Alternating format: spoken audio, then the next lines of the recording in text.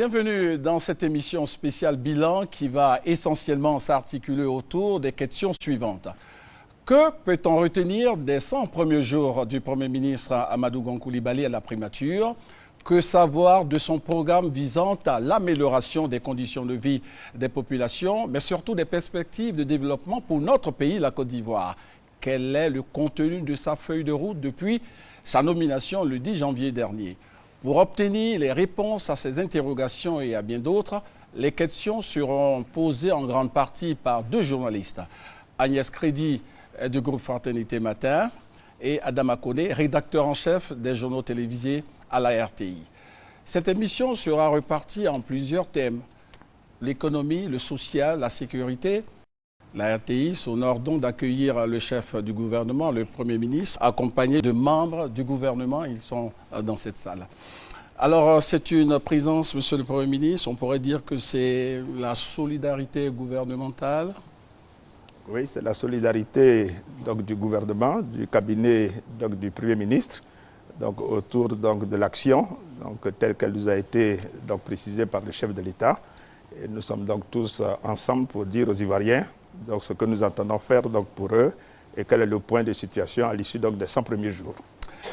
Avant donc les échanges sur les 100 premiers jours, suivons cette présentation de notre invité, le chef du gouvernement.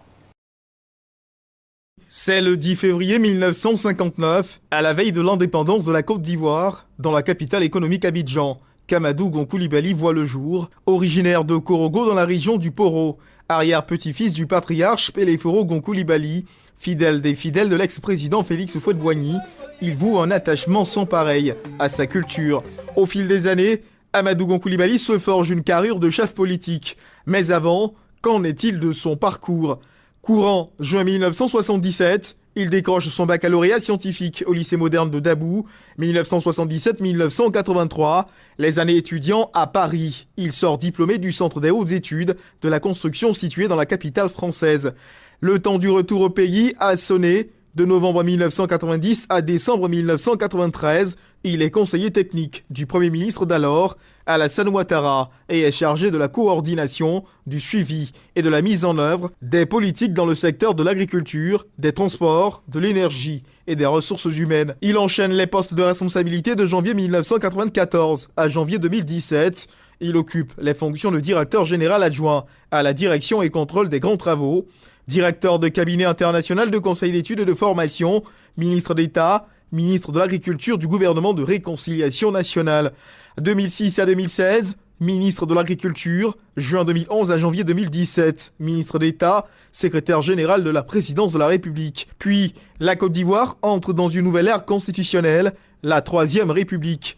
Occasion pour le président de la République, Alassane Ouattara, de lui renouveler sa confiance en le nommant Premier ministre de la République de Côte d'Ivoire. Travailleur infatigable, homme de devoir, toujours prêt à faire entendre la voix de la Côte d'Ivoire à l'extérieur, il communique sa dynamique à l'ensemble du gouvernement.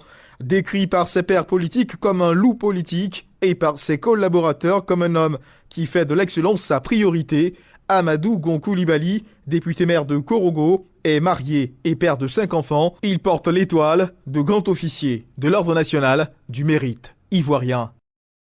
Monsieur le Premier ministre, est-ce que cette brève présentation vous résume? Mais je voudrais, avant donc, toute chose, profiter de cette occasion pour exprimer à nouveau ma reconnaissance au président de la République, son Excellence M. Alassane Ouattara, pour cette charge qu'il a bien voulu donc, me confier. J'en mesure donc, la responsabilité, donc, le poids. Donc la présentation est bonne et je suis confiant.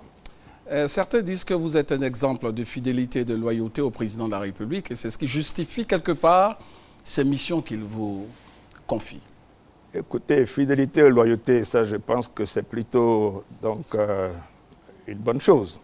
Donc, je pense qu'en plus de cela, il faut un peu plus quand même pour occuper donc, ces fonctions.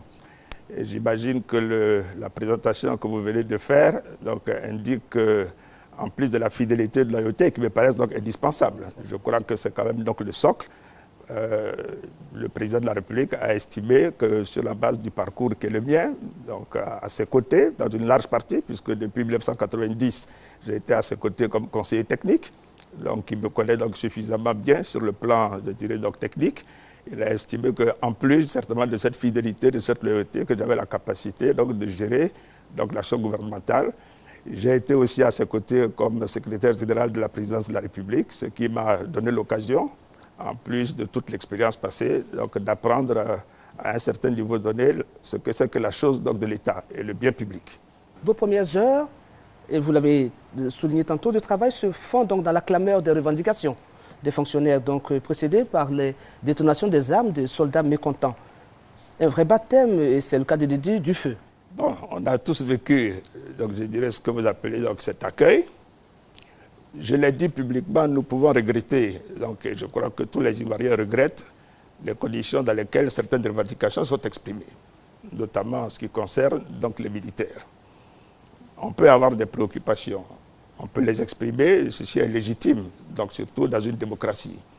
Mais je pense qu'il n'est pas normal que l'expression de ces revendications puisse troubler donc, la quiétude donc, des Ivoiriens. Donc, nous l'avons donc tous condamné.